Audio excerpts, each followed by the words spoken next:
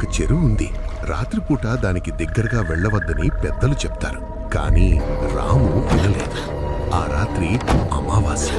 చీకటి చాలా గాఢంగా ఉంది. రాము పక్కనే ఉన్న పొలం నుండి ఇంటికి తిరిగొస్తున్నాడు. చెరువు పక్కన దారి వేగంగా వెళుతుందని ఆ దారి పట్టుకున్నాడు. నడుస్తున్నాడు. అప్పుడు చెరువు నీళ్లలో ఏదో కదిలింది. రాము ఆగాడు. నీళ్లపై తెల్లటి వెలుతురు తేలింది. మెల్లగా పైకి వచ్చింది. తెల్లటి చీర, తడిసిన జుట్టు ముఖం కప్పుకుని నీళ్ల మీద నుండి నడుచుకుంటూ వస్తోంది. రాముకు కాళ్ళు అడుగు వెయ్యలేదు. గొంతులో మాట రాలేదు. ఆ ఆకారం రాము దగ్గరగా వచ్చింది. మెల్లగా తల పైకెత్తింది. ముఖం లేదు, ఖాళీగా ఉంది.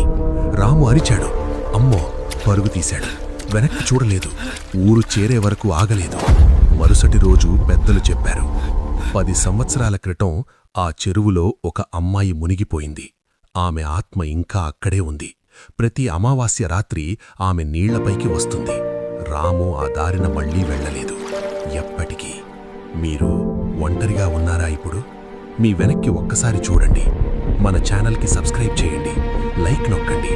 మీ ఒక్క లైకు ఈ కథను మరో 10 మందికి చేరుస్తుంది. మళ్ళీ కలుద్దాం.